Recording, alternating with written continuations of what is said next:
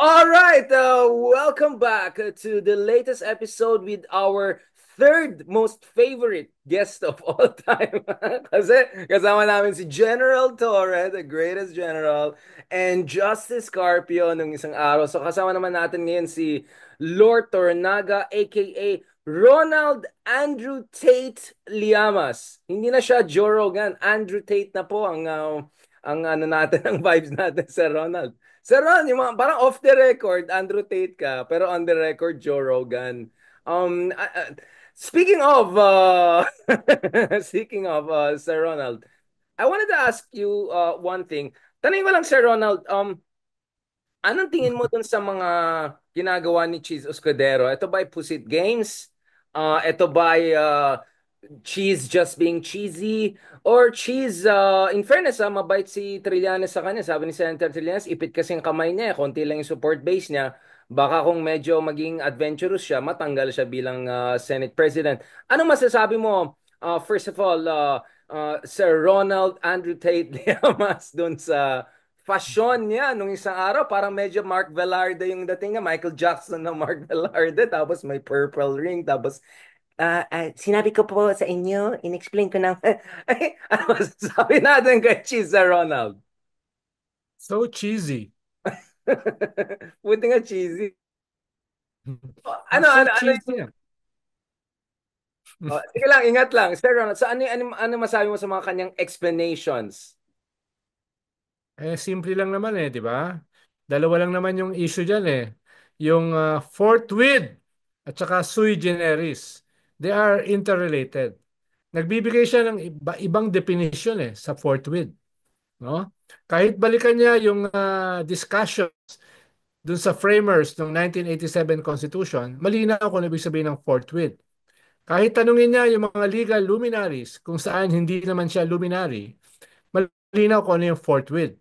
Kahit tanungin yung mga previous na mga impeachment processes, yung track record kay ERAP, kay Chief Justice Corona, Ronald. malinaw kung ano ibig sabihin ng forthwith, no? Tanungin niya kahit yung mga dating Senate President, malinaw kung ano yung ibig sabihin ng forthwith.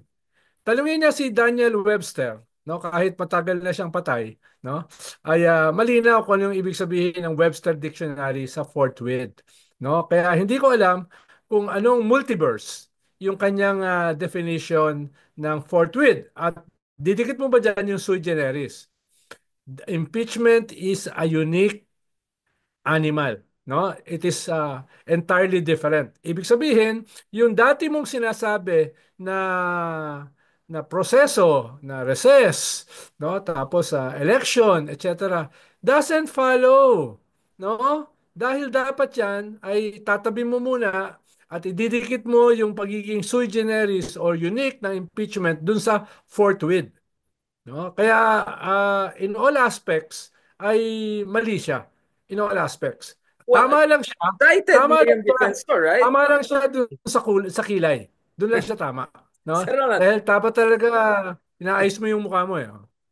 Sir Ronald, baka, sabi ko nga, wag Oh. naman tayo below the hairline ng mga attacks, including dyan Hindi, ng hindi, hindi. Above the above the mustache. No? below the hairline, above the mustache, and next to Oo. the pearl earrings. Oh, No, ibig sabihin niyan, hindi ko pwede i-criticize yung kanyang see-through na t-shirt habang siya ay nagpe-press con as Senate President. O sige, hindi see-through. Yung nakabakat yung nipples. basta yung ano, ay kung Hmm. ganun, damay na rin ako dyan. Sir Ronald, parang ang nakita ko sa kanya, mga Mike Velarde niya na mga white Michael Jackson style na ganun. But, hindi, wag tayo mag-personal. Naka-black t-shirt, tapos naka-white na jacket na Rockstar. isang Right. braso lang yung nakasuot, yung isang braso hindi, di ba? So Rockstar. fun, so becoming of a Senate President. Now, speaking of becoming or unbecoming or whatever, he cited Miriam Defensor. What about that? What do you have to say about the Miriam Defensor? Sabi, he tried to use the Miriam Defensor take on the Erap Estrada impeachment as a kind of a precedent for how he's approaching this. Uh, I mean, first of all, Wala naman problema ron No, ang sinasabi naman ay ihanda yung mga rules, pwedeng ihanda na yon nung na-transmit sa kanila. Pwede namang hindi kinunbin ka agad. Dahil usually naman merong 20 to 30 days, no? 25 to 34 days na window, no? Pero sasabihin mo July, that's not forthwith. Forthwith, 'di ba? Sinasabi naman ni Miriam, kailangan mo nang ayusin yung rules, etc., etc. Right, right. Pwede mong ayusin yun ngayon eh, 'di ba? Ba't mo yun naayusin after the elections, no? So, nabalitaan ko lang ay may mga grupo ng mga religious na balak mag-launch ng People's Impeachment Movement. Kung babagal-bagal ang Senado, kung ayaw ng Senado na mag-convene, kami ang magko-convene, a People's Impeachment. At itong articles of impeachment, itong mga complaints, pag-uusapan namin, no? Kami na mismo. At baka magpapirma kami ng several million signatures. Dahil sabi kasi ng Senate President, walang clamor, no? Hindi katulad ng clamor para i-crucify si Jesus, no?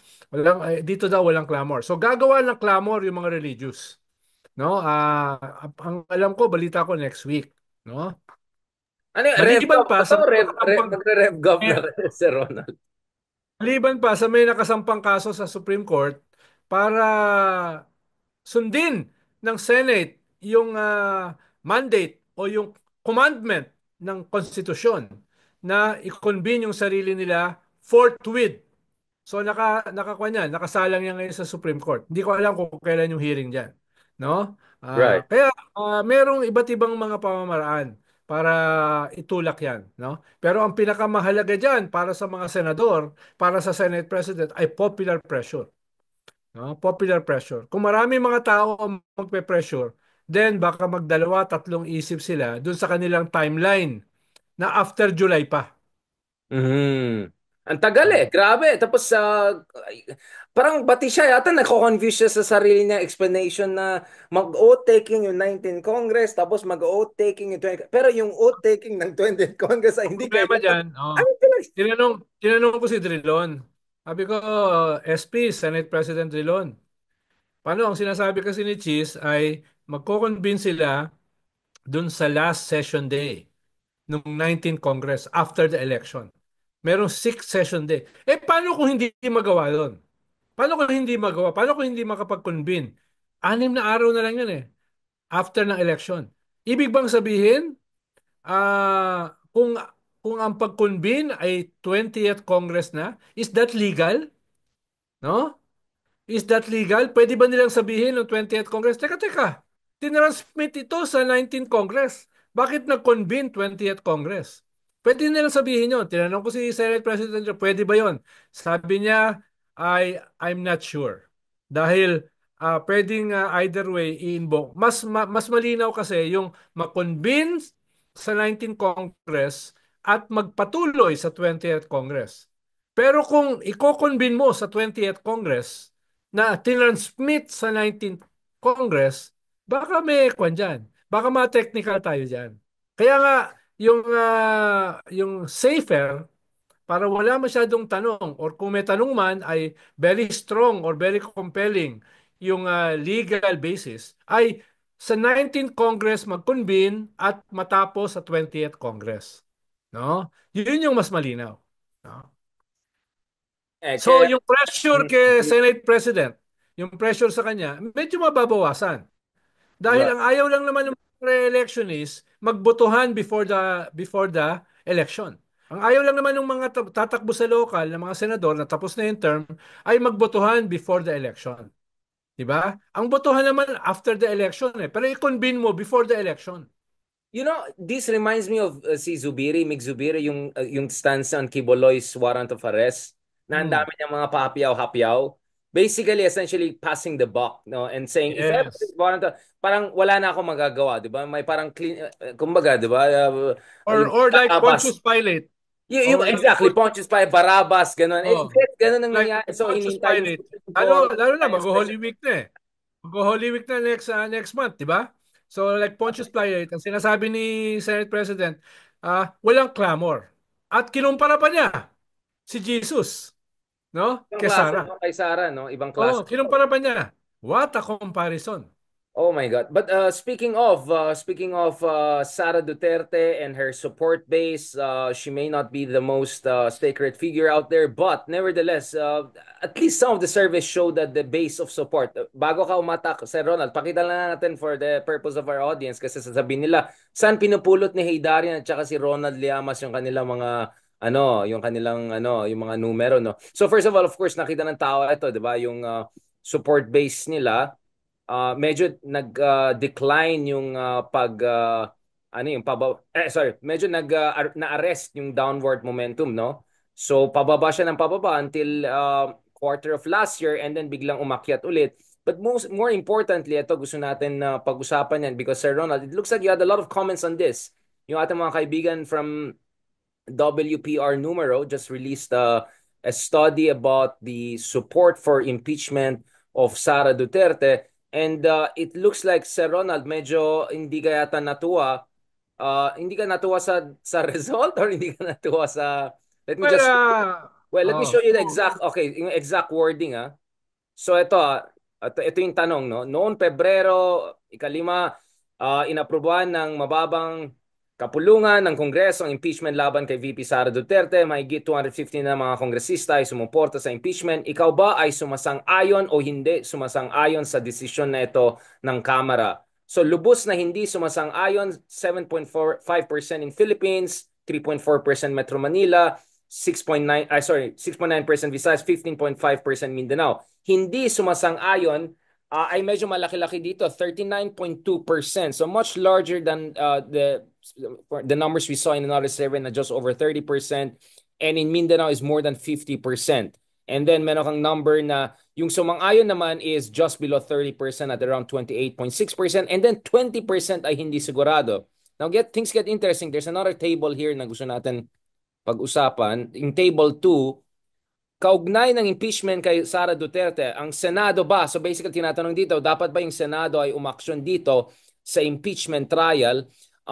Ang sabi nung 23% sabi dapat conviction, may sala si VP Sara Duterte at dapat matanggal sa kanyang katungkulan. 34% dito sa survey na yan nagsasabi na dapat ma-acquit si Sara Duterte, dapat mapawalang sala si VP Sara Duterte at ipagpatuloy ang kanyang panunungkulan. And 42% ay hindi sigurado. So here, Sir Ronald, medyo it gets weird because in this table, more than 40% ay unsure. Pero sa taas, 20% lang unsure. So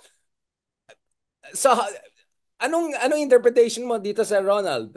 Or ano bang explanation? So I'll separately talk to our friends. How come ang laki ng unsure dun sa much more pointed question dun sa trial, pero ang lit ng unsure dun sa more generic um well, actually similar level of generality. Anong take mo diyan? well, ah, parang yung ikalawang tanong, merong qualification. Ah, Pinaliwanag ko ano yung haba complaint. nung tanong eh. Oo. Oo, pinaliwanag ko ano yung complaint. Doon sa unang tanong, walang paliwanag. Parang tinanong lang, sang-ayon ka ba o hindi sa impeachment? Ano ba yung kaso? No? Bakit ba Yeah. ini-impeach? Sa ikalawa, meron. Kaya nga ang laki nung undecided, no? 42, 43%. No? Parang off siya dun sa resulta ng unang tanong, no? Kaya nga, yun yung kine-question ko eh.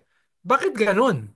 No? Bakit ang laki ng undecided? Dahil nagduda ngayon yung sinasurvey mo dahil marami ngayong mga sinama. Qualifiers. Oh, Oo. no? Maraming qualifiers Na na nagulo dapat sila. dapat isinama rin doon sa una. No? So yan yung una diyan.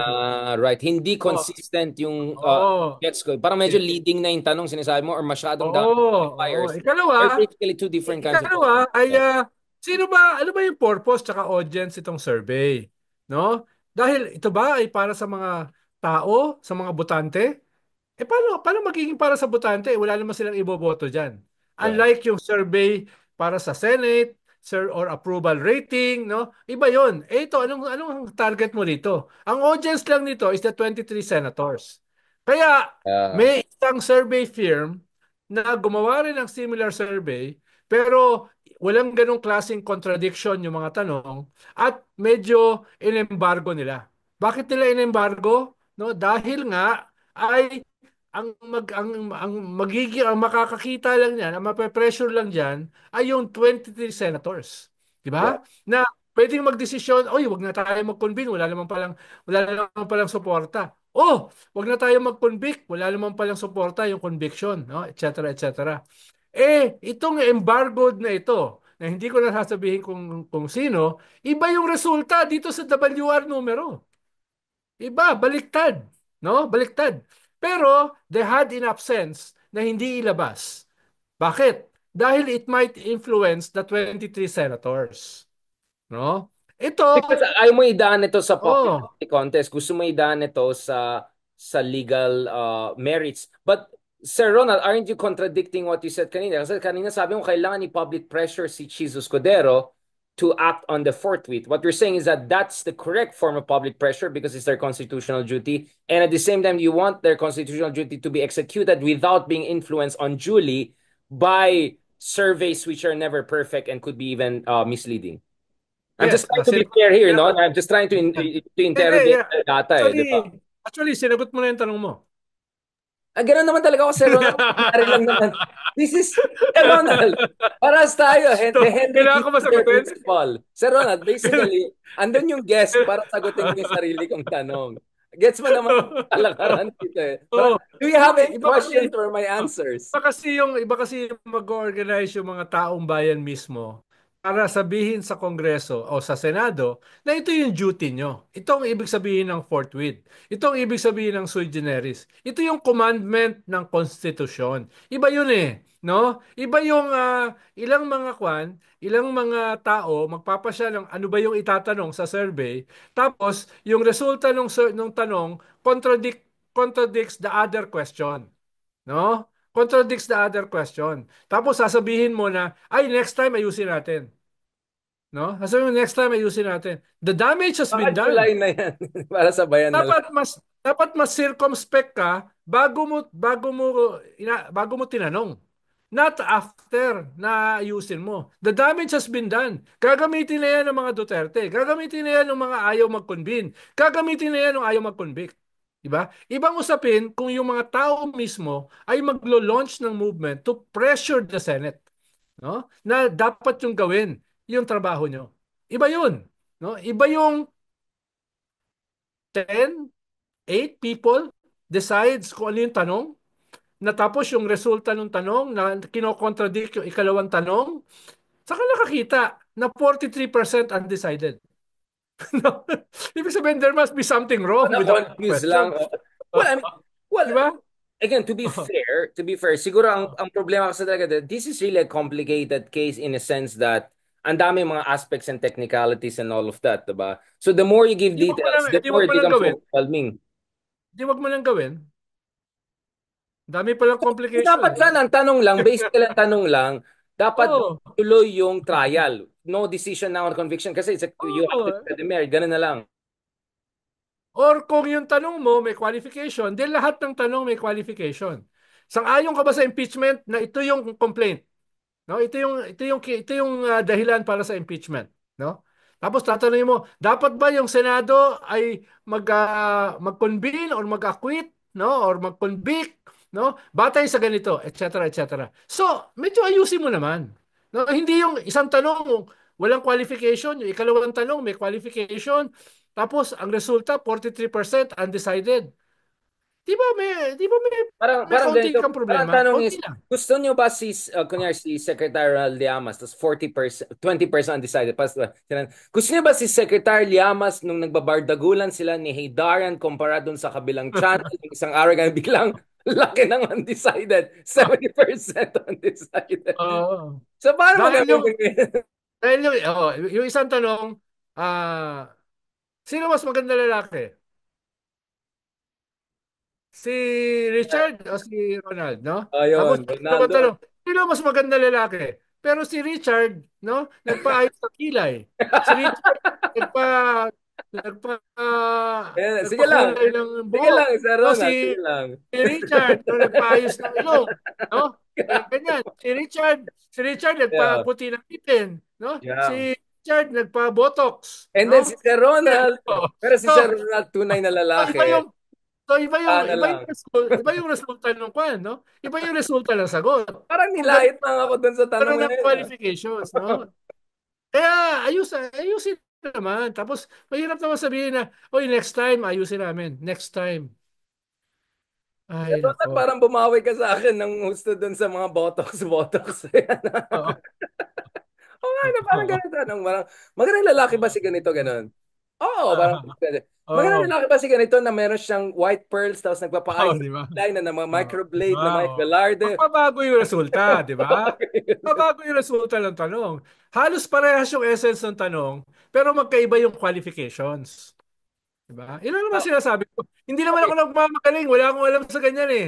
No? Sir Parang ako lang Ronald, common lalo sense na tinitignan ko yung mga in tanong. fairness sa'yo, pang PhD level yung mga tanong mga dito. But speaking of that, sure, but Uh, I think we have to be fair na there's a certain degree of consolidation of support for the Dutertes, partly because siguro may sense of urgency, partly because siguro active yung mga nilatag nila ng mga troll farms, partly because yung mga ibang yes. kaibigan natin na sobrang excited mang-bash kay BBM, ay binigyan Yes. nila ng libreng script yung mga kaibigan natin sa Kaya kabila. pag-usapan naman natin yan, Richard, sa mga previous episodes. Eh. Di ba? Nagbago yung narrative, merong ganitong klaseng pagkakamali ang gobyerno sa budget, sa GAA, sa messaging, di ba? Tapos nakaalpas doon sa corner nila yung mga Duterte dahil nabago yung narrative, na pump prime nila. Hindi ko alam kung sino nagbukas ng gripo, na pump prime nila ngayon ang social media, lalo na Ni TikTok. hao So may ma, mga Oh. yes, So, yes. ganyan ba, di ba? Sinasabi ko lang Big R, no? May isang survey, no, na parehas ng tanong, hindi nila nilabas yung resulta, pero iba yung baliktad yung resulta. Ibig Meaning, sabihin, these survey firms are hindi naman sila perfect eh. Yung isang survey firm iba ang resulta, yung isa ay iba yung resulta. Hindi naman sila gospel truth, di ba? Pero at least yung isang survey firm had the common sense judiciousness. Yeah, na wag judicious. Yeah. na wag ilabas, no? Dahil nga it will influence the 23 senators, Right, not the voters. Not the right. voters. So, ganun Senator, lang, balikan ganun natin lang itong, naman. yeah, gusto kong balikan. Mm. Senator, Secretary Llamas, yung question ko lang is, ano yung mga questions dun sa ibang surveys para lang ma-idea tayo sa tingin natin, ano yung mas legit na tanong? I mean, how to do, ano yung mga tanong mismo dun sa isang, para may qualifiers ba siya? Ano yung phrasing Oh. ng tanong? Sorry, para lang may idea ng tao, ano yung tingin natin na mas Mukhang may correctly appropriate? qualifiers lahat ng tanong, Mm. no? No? Ayon ba kayo sa impeachment ni Vice President Sara batay sa ganitong klaseng complaints? 1, 2, 3, 4, 5. Parang gano'n, no? Batay ba kayo parang gano'n eh, no? Ayusin mo yung mga tanong based on qualifications, no? Hindi yung isa wala, yung isa meron, no? Pero then again, dahil naka-embargo 'yan, wala akong liberty para ipaliwanag. Hindi ko nga mabanggit kung sino 'yan. Although alam ko kung sino. Pero I No? think alam ng lahat kung alam mo kung sino, Mm. pero at least binash mo yung kabila. So, yan tayo, Sir Ron. Eh, mas style, Sir Hindi Ronald. naman, sinasabi ko lang naman yung criticism para maging mas circumspect sila, 'di ba? Ayun. Kunyari, parang si Nietzsche Circumspect, yan yeah. eh. That's the Nietzsche point. yan eh. What doesn't destroy you will strengthen you. Pero sabi nila dun sa Modern Family, di ba? Alam mo yung movie na Modern Family, dun yung Colombian, si, Sofia Vergara ba yan? Di ba may anak siya Mm. doon, yung chubby na cute? Tapos na heart attack daw yung kapitbahay, tapos hindi na siya makalakad. Sabi na, akala ko Nietzsche said, what doesn't kill you makes you stronger. But how come Tito something cannot walk anymore in his weekend? Sabi Uh, ko, "Oo nga, no." well, hindi naman perfect si Nietzsche. Exactly. I mean, just to Namat, put that, namat, namatay nga siya sa 'di ba? Sa syphilis. well, I don't know about that, pero alam ko yung nag-hug-hug siya, umiyak-iyak siya sa isang kalabaw or donkey. One of those Oo. species. Yeah, medyo may Oo. mga moments. Heartbroken siya kay Salome. Akala ko ay Richard Wagner. Wait, Ha? wait. May alam ba ako na hindi mo alam? May malam ka na hindi ko. Anyway, Sir Ronald, ito. But in the service, what's consistent is Bongo is doing very well. I mean, almost number two siya. And I was doing an interview with an San Francisco, Washington, D.C. based AI analytics group, no? Who predicted elections in India, in US very correctly. Kasi real-time yung digital footprint yung tinitignan nila. I'm not saying it's the most accurate, but I think it's one way of looking at it. Sabi nila, actually, alanganin si Ben Tulfo. That was the most interesting. na si Ben Tulfo ay medyo unstable. Even si Willie Revillame daw is very unstable and most negative reactions ay kay Willie Revillame, Amy Marcos, and also kay, of course, yung crush natin si Camille Villar. Kasi parati nagpipicture si Camille, bakanteng lupa sa likod niya. Parang, wala, lagyan niyo naman ng mga tower, hindi condominium. The new Villar. The new face of the Villars. So, but interestingly, malakas talaga daw si Bongo eh. Consistently Well, malakas si Bongo eh. napag-usapan natin yan bahagya, Big R, sa mga previous episode. Una, yung kanyang malasakit center na pinam-prime niya during the term of the President Digong, talagang meron pang epekto hanggang ngayon. 'Di ba? Dahil parang siya yung bida diyan eh. 'Di ba? Siya yung bida eh. Mahalaga yan sa mga tao eh. Yung malasakit not only as a slogan, kung hindi yung nagawa mo to facilitate health lalo na sa mga kailangan ng mga tao, no, sa DOH, sa SSS, etc. So hindi nila kagad nakakalimutan 'yan. Ikalawa, sa ngayong bakbakan between the Dutertes and the Marcos, hindi mo siya makikita na going out of his way to defend the Duterte. Nandun siya, merong minimal compliance, no? Pag tinanong siya, dadepensahan niya. Pero hindi siya wala siya sa front line. Di ba? So, ibig sabihin, calculated din siya. Na, teka, ayokong mabawasan ako ng boto. Ayokong puntirehin ako ng administration. Ayokong maging kontrabida ako dito sa labanan ng dalawang dynasties. So, nakakalusot siya. No? Doon sa ganyan. Tapos, ikatlo, dahil mukhang mahaba yung kanyang pisi, marami siyang suporta sa mga media. No? Marami siyang suporta sa mga survey firms, no? Sir Marami siyang Ferdinand, Sir suporta, no? No? Ferdinand. Ibig sabihin, very kwan kasi siya, very charming. Wala akong sinasabi na mga nakwan na ibang bagay. Wala, Sinasabi wala, ko, wala, wala, oh, wala. natsa-charm niya yung mga media, Right. natsa-charm niya yung mga survey firms, no? Ba't tayo Kaya hindi na-charm? Tayong dalawa, parang never medyo mataas siya. hindi tayo Ha? kasama sa charming niya. Ba't di tayo kasama sa charm? Hindi. Hindi Hindi ko, umaabot hindi ng ko charm. strong point yan. Hindi ko strong point yan. Hindi ko strong point Si, yan. si Ronald. Ang aking strong point ay Andrew Tate. Andrew Tate ka na. Sir Ronald, bago ka mag-Andrew Tate ulit, balikan natin to. So, dapat singilin siya, hindi ba? Parang for some reason, nakakalusot siya eh. Purong bato yung yes. Kaya Amy, sarado, halimbawa, lahat. Pero hindi si Bongo. kaya siguro yung kausap ko na survey firm na sinasabi na hindi pa sigurado si Ben Tulpo, hindi pa sigurado si Actually, yun din yung Bato, sinasabi ng no? AI Analytics. Ganyan. Dahil itong mga ito ay una, wala sa administration. So, ibig sabihin, sa dulo ay pwedeng mag-take ng toll sa kanila yon, no? Tapos wala naman sila sa ngayon sa top 3. Yung top 3 baka mahirap nang galawin yan eh, no? Kaya makikita mo medyo bumababa si Ben at saka si Bato, But yung di mga ba? disqualification kay Erwin, couldn't that hurt him the same way that hurt Grace Poe back in the day? Hindi siya natanggal eventually, pero it created some confusion and Hindi, dahil una tapos na 'yun eh. No, how can you be an American citizen kung yung mga papeles na ginamit mo ay all fake. So medyo hindi na 'yun ang issue. Ang issue ay yung paggamit ng mga false document. 'Yun yung pwedeng gamitin sa kanya. Pero wala naman nagsampa ng kaso so far. Ikalawa, yung sagot niya diyan, hindi ba karamihan sa mga OFW gumamit din ng mga fake documents so para bigla sila relatable pa siya. oh, Baka makaka-relate sa relatable. mga Baka, OFW. Parang yung negative, naging positive pa. Di parang ba? gawain mo yan sa Ronald, yung negative. Naalala mo si George yung sa angkas, nung nawala ng lisensya, ginawa pa niyang, o ngayon, pasahero na siya. So, mas makaka-relate siya sa mga Wow. angkas. Di ba? Yeah, oh. So, lahat yan depende sa messaging eh. Nakatulong You're pa saying kay Erwin, Kwan yun. you think Erwin has a strong chance of maintaining his momentum? Kasi last year pa siya leading. Eh. Ang tagal niyang binubugbog eh, di ba? He has been in the crosshairs for quite a Yes. long, long time. Tingin ko dahil una, talaga namang number one siya in all surveys for several months. At ikalawa, nasa administration siya. No? Sa midterm, mahalaga yun eh. May cushion No? ka na, 5 to Oh, 10%. mahalaga Yeah. yun. Siguro Commandos. Yeah. may mga 10-15% ka na dagdag. No? Ibig sabihin, halos sigurado ka na. No? Tapos yung iba, dahil hindi sila administration, pwede silang i-operate. Pwede silang malaglag. No? Although si Ben, tingin ko baka mahirapan na. Si Bato kaya.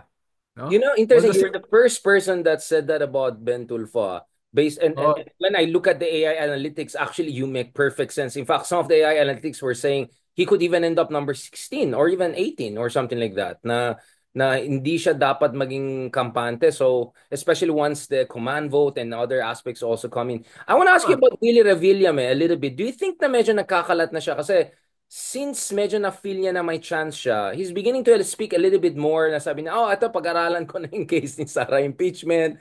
Tapos, yung tinanong pa siya, oh, ito na, nasa survey ka na, may chance ka na. Anong gusto mong batas? Siya pang galit. Hindi, anong gusto mong batas? Para ma-imagine ko, Sir Ronald, ganyan ka nung nag-aaral ka sa college. Hindi mo alam yung sagot, tanong ka ng teacher. Hindi, hindi, ikaw nga, hindi, ikaw nga magaling, di ba? Ikaw yung teacher. Hindi, sagot ko nga. Hindi, ako, estudyante lang ako, wala akong alam. Ikaw ang magaling, di ba? Yung parang, parang Napaka, dami. napakalawak naman ang imagination mo. Pati yung ginagawa ko nung ako estudyante, na imagine mo. Pero baka hindi naman Ano, masyado malayo sa Intel katotohanan. background tayo dyan. Lahat ng Oo. mga Para, biktima mo ay diba? kaibigan Oh, mo. Medyo. para, di ba nakita mo naman ako sa isang conference na late dumating, pagkaupo, taas na kamay, tanong kagad, di ba? Yung Para wag hindi po, mapansin, para hindi yung, mapansin na late. Oh, di yung ba? wag po nga Tapos, natin eh. Wag tapos po. nagkagulo yung mga tinanong. Mumbai, galit na galit yung mga Mumbai sa'yo. Ang hirap ng tanong. Pero yung Vietnamese tuwan-tuwa sa'yo, ambassador, that was hilarious, man.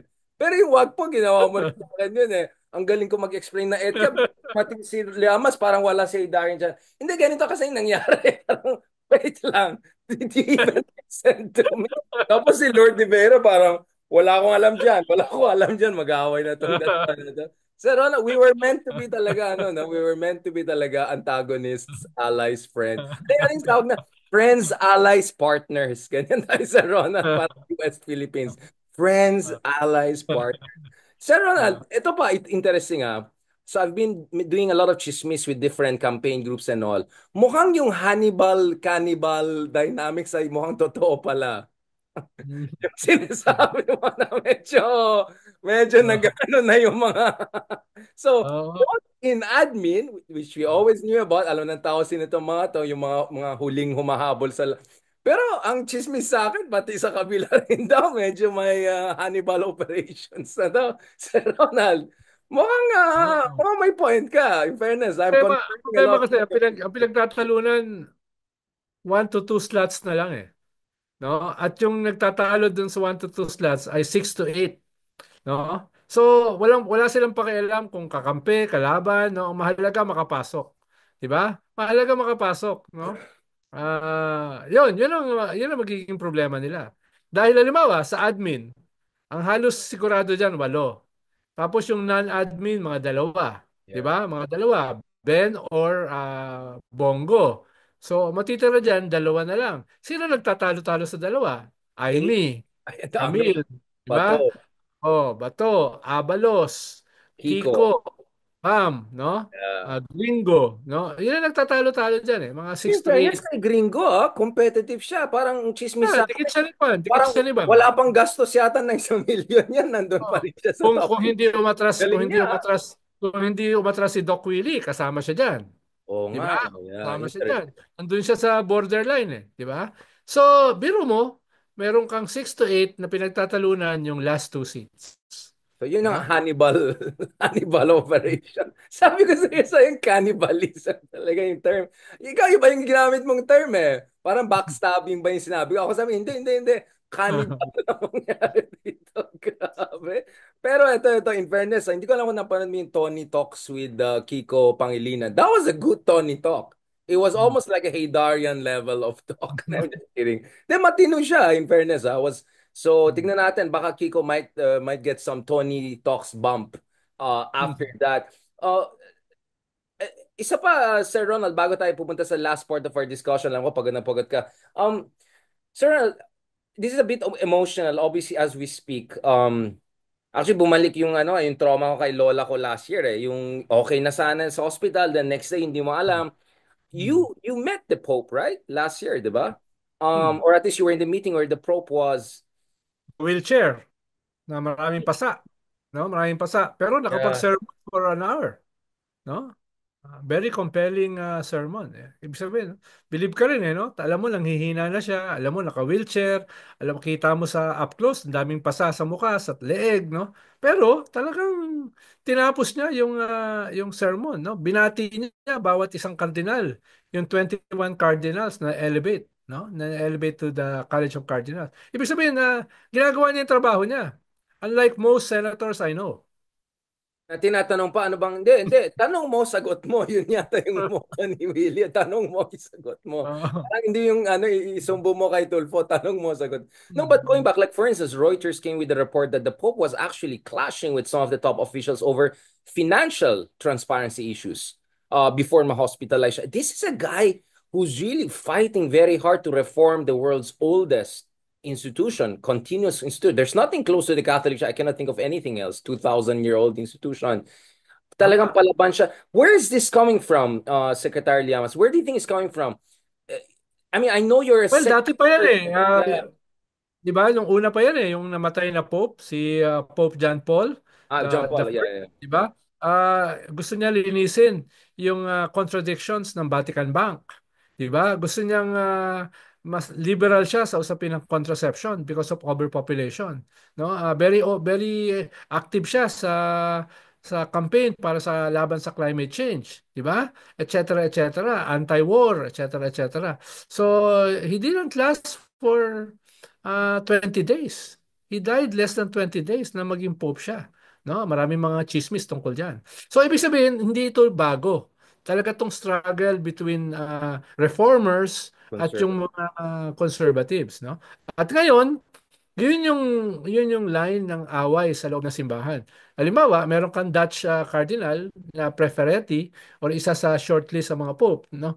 Na ang tingin niya, yung mga babae na nakipag-divorce sa kanilang asawa ay adulteress, Oh, no? that Yun very, sabi niya, almost no? Old Oo, Testament interpretation. oo, Oh, adulteress, kasalanan ng babae kung sila ay naghiwalay ng kanyang asawa. So may mga ganyan in this day and age. At yan ay isa sa uh, mga possible popes, no? Meron kang pope na meron kang mga na in the running, no? Ay gusto ibalik yung Latin Mass, no? yung mga So Americans, MAGA, yung mga Jordan yeah. Peterson Latin type, Mass. mga Kaya yan. nga sabi ni Trump, si Pope Francis is the Antichrist. Dahil ang kanyang message ay inclusivity, no? Rather than exclusivity, tayo-tayo lang, no? Tayo-tayo lang ang tunay. Ang sabi niya, ang evangelization is about inclusivity, no? Evangelization is about walking, reaching out to those who are not yet convinced or those who are disenchanted.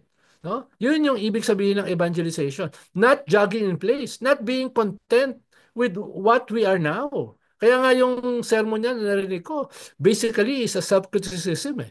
Na we have lost sight of essences. Yeah, we have touched. Ating We have lost preoccupation touch. are trivialities. Sa vantage point ko about bureaucracy. No? Sabi pa niya, yung mga apostles ni Christ chose the easy way downwards.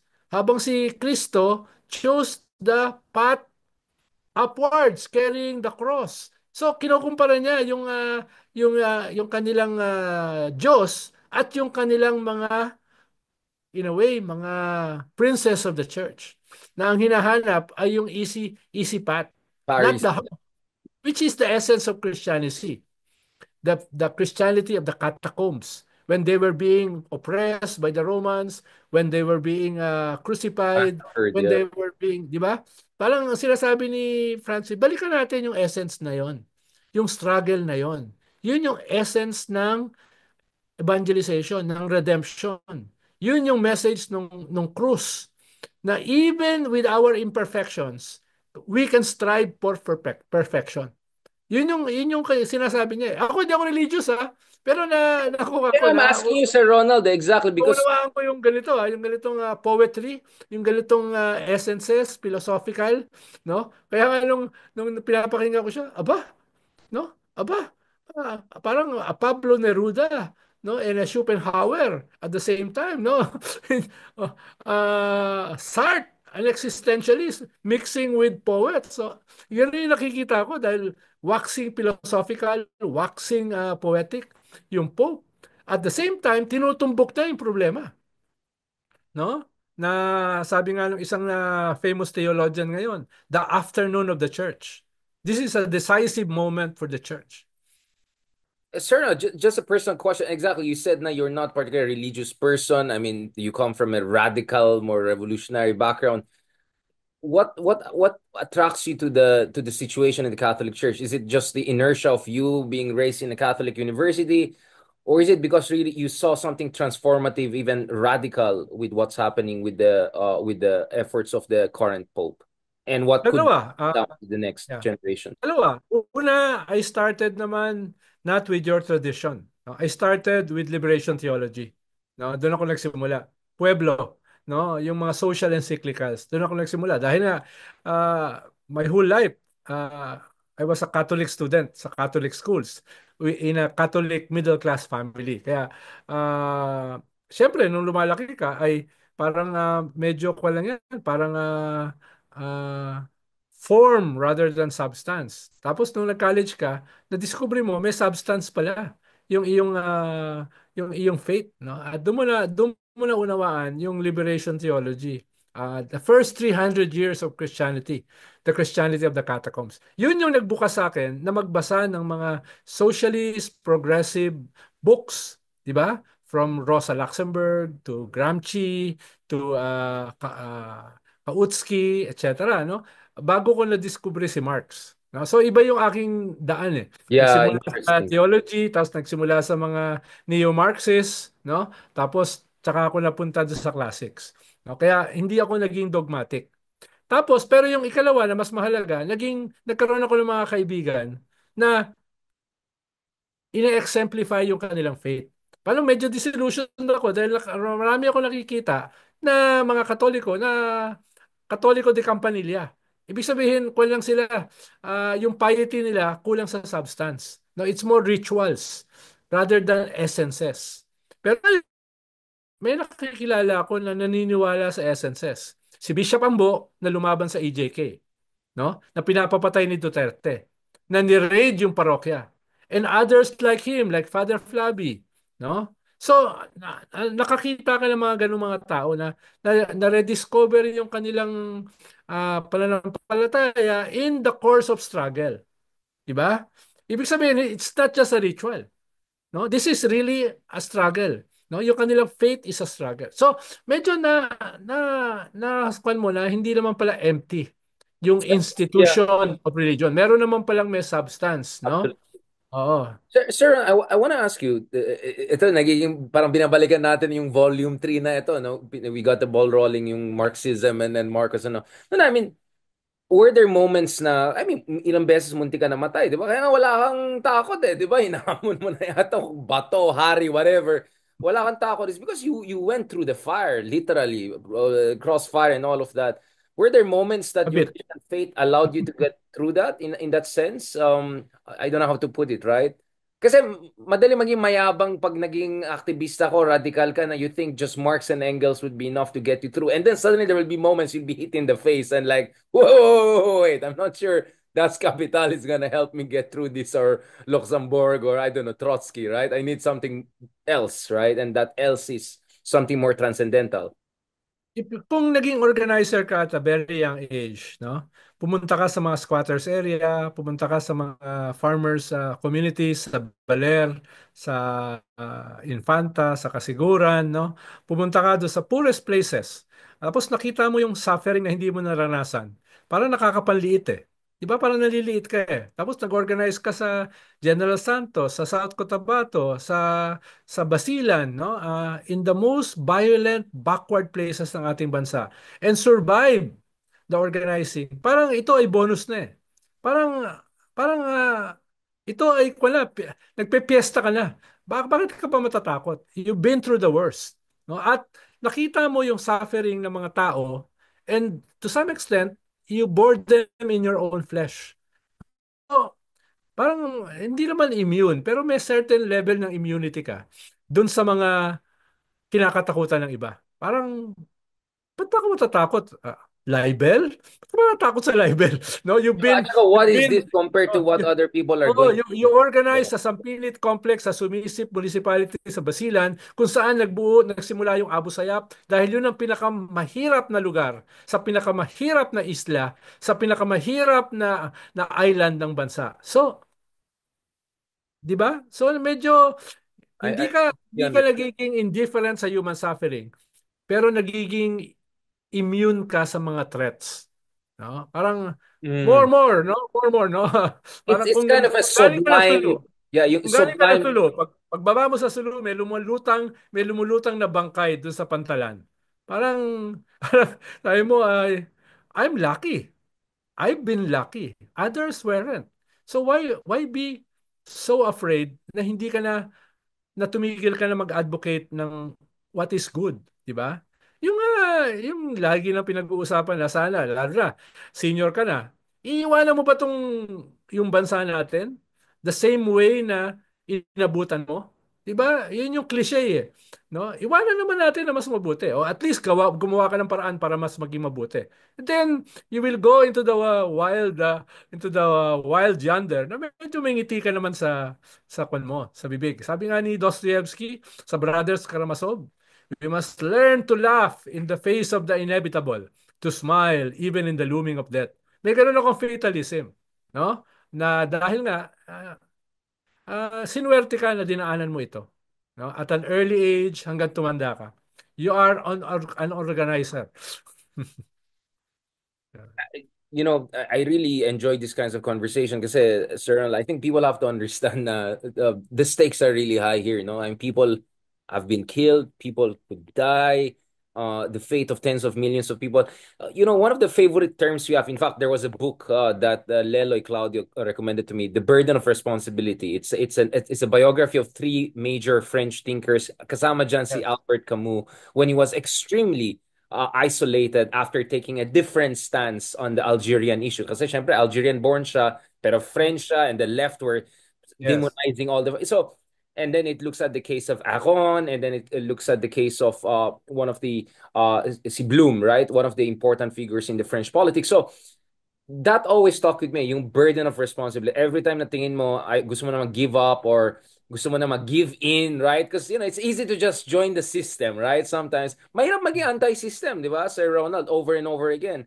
You have maintained that credibility. And I'm sure the Bernie Sanders, the Corbyns, Waldens of this world have also maintained that anti-system posture through and through. And I'm always inspired by that. Sir Ronald, ikaw kasi malikot ka eh. Um, medyo I am more... not I am not a pie in the sky idealist. No, I Exactly. cut corners. Exactly. No. So how do you cut corners without cutting the whole pie? Well, you set your own limits, di ba? You set your own limits. There are such things as tactics, no? There are such things as tactics. So long as they don't undermine the strategy. No? So, medyo ibang episode yan. Mahabang paliwanagan yan. Right. Pero ibig sabihin, you set your own limits. Na para sa'yo, pag lumampas ka rito, hindi na ikaw. No? Wala na. Sell out ka na. Pero at the same time, you have to get the job done. Di ba? Mahirap naman na puro tayo advocacy, tapos wala namang na-achieve. So, at a certain point, you cut corners. Di ba? At a certain point, Right. you... Di ko alam kung anong term yung gagamitin. No? You do special operations. Well, I mean, you have to be an apparatchik to get the revolution going, right? No. I mean, You have to destroy monsters. Kailangan pigilan mo na ikaw ay maging monster yourself. Pero you have to learn how they operate, how the monsters operate para matalo mo sila. right. Ano yung And you don't real mistake the means difference? for your ends, and you don't Yeah, allow the means to poison your ends. Yung yes, succeed goals by your dapat malinaw yun. You don't become the monsters you are trying to destroy. But at the same time, you have to understand the monsters in order to defeat them. No? Ay, naalala ko yung first text mo sa akin, parang here is your fellow. No, last point, Sir Ronald. Speaking of monster, Donald Trump. Let's talk about Donald Trump. I mean, medyo crazy na, no? Medyo I mean, even by Donald Trump standards, Standards. So. medyo minsan, Siguro dahil and sa letting isip in niya, Andrew Tates out, like this is like all over the ang place. kasi niya, I'll be 80 soon. Tapos hindi na ako pwedeng tumakbo. Tapos na yung aking kwan. Yung lahat ng gusto kong gawin, Parang burn right down the world, study, parang ganun, burn down the gagawin ko whole. na ngayon. No? Gagawin ko na ngayon. Pero tignan mo yung approval rating niya, grabe ang baba in all surveys 7%, yeah, yeah. That's just 1 month. No? So yung mga tao sa paligid niya, yung mga advisors niya, nagwo-worry. Hindi ko alam kung nagwo-worry siya. Tingin ko nagwo-worry din siya. Pero ito dramatic itong pagbaba niya in less than a month, 'di ba? Even for somebody like Donald Trump na unhinged, no? Baka nagkakaroon na rin siya ng second thoughts, Well, no? he cares about stock markets and that. I don't know necessarily Kristan, but Bitcoin is down big time. Like if you were in Bitcoin now, you have lost 20% of your Yeah. wealth. My God, Saka this matindi yeah, matindi yung away ng kanyang team with Elon Musk. No, with this who wants to take out 20-year-old, 1 million people out of bureaucracy? That will be like ah, a insurrection mangyari dyan. di ba? Oo, ang daming galit. Tapos ang nagpapasya sa all this are 20 somethings, no? Di ba? Mga 20-year-old na, ah, 23-year-old yung isang head of kakatapos na ng college. Pero mo, deciding for the whole country. Even the Republicans are up in arms. Di ba? Yun So yung where does that leave us, Sir Ronald? Speaking of tactics and strategy, I mean, at the end of the day, I want to bring this back to the Philippines. Nag-agree na ba tayo kay Walden na Team China na tayo? Kasi wala nang kwenta ang US. medyo ko naman, medyo siguro naging mas circumspect sila. Hindi in-exempt nila tayo doon sa mga freeze sa aid. Tayo at saka Taiwan. Exempt na tayo doon sa mga projects na FinRease, 'di ba? So, ibig sabihin, medyo in relation sa kanila, medyo hindi tayo yung tinatamaan. Hindi tayo yung tinatamaan, no? But Sir Ron, I have something to say on that. I remember in Norwegian said something like, when it comes to climate change, we are the first class in a sinking Titanic ship. Minsan feeling ko ganun din tayo. Like, yes, we're exempted from the worst aspects of Trump's foreign policy, but in the end, it's still a sinking ship in a way, right? I mean, everyone is Okay. pissed off. Yeah, yeah, Friedrich yeah, Merz, the new chancellor yeah, of Germany, just said Germany has to be more independent. Macron and yeah. and and, and you know Starmer just went to DC and then made it clear they're not going to be excluded. Zelensky is Yeah. pushing back very strong. Everyone, ako actually suggestion Pwede, ko, this. kinanto ni Macron si Trump, di ba? Napahiya siya ron, di ba? Oh. Kaya, ibig sabihin, others are standing up to him.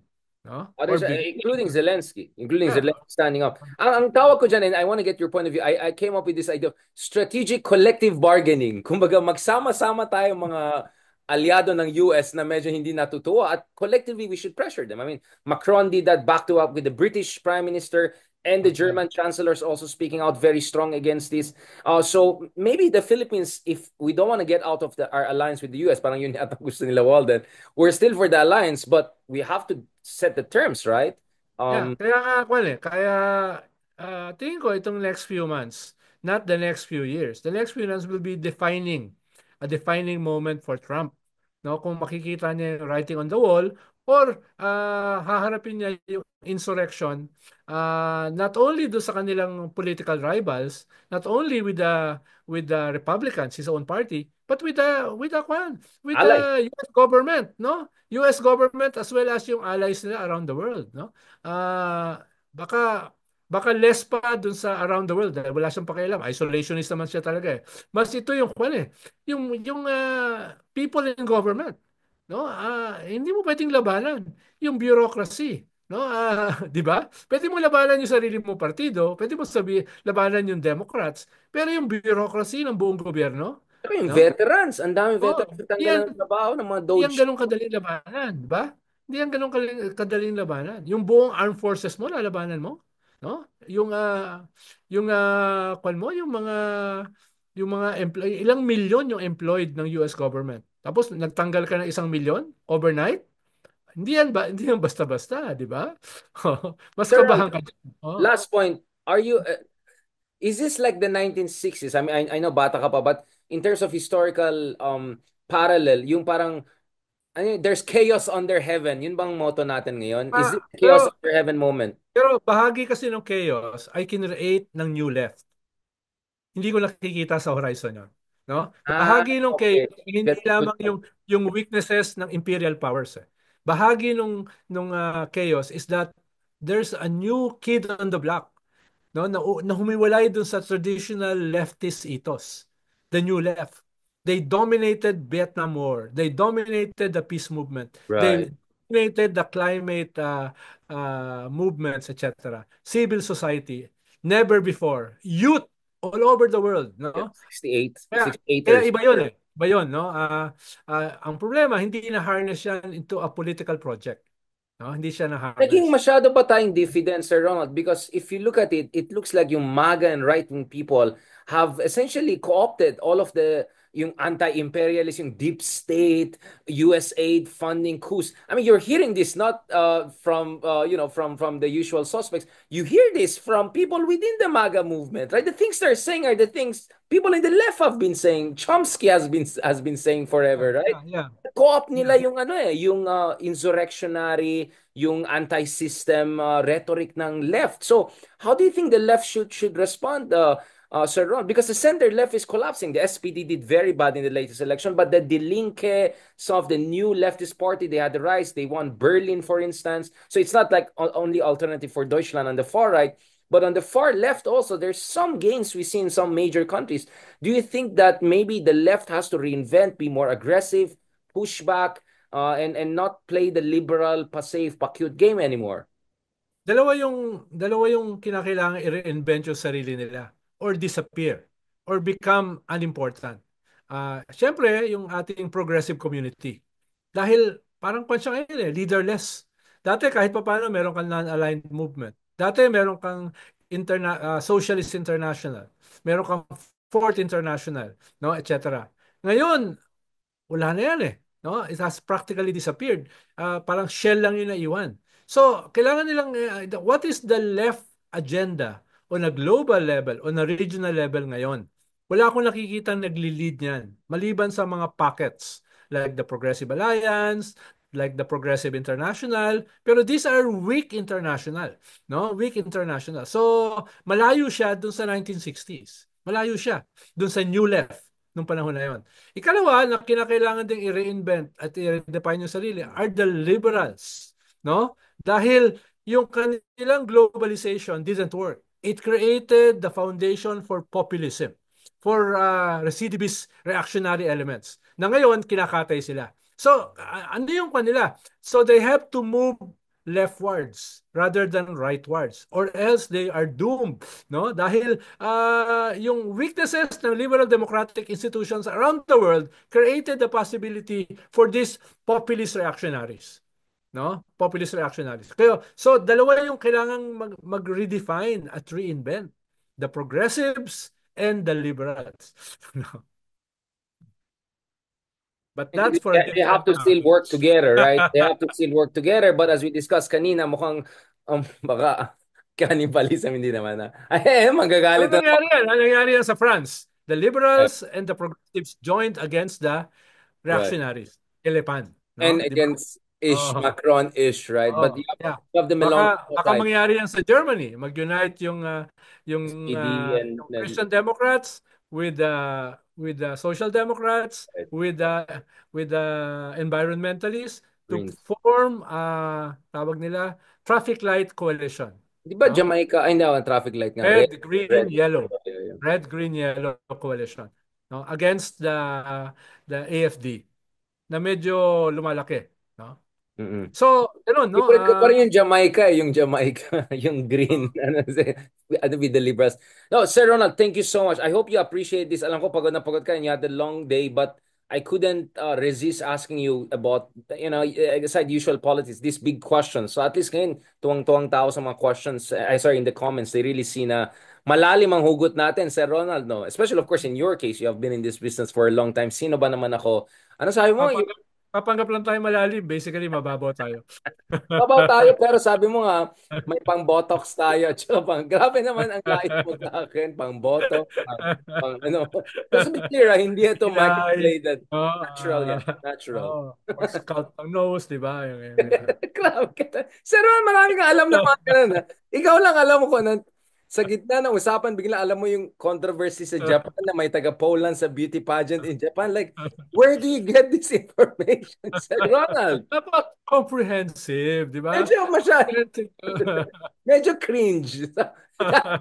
Medyo cringe yung information na yan.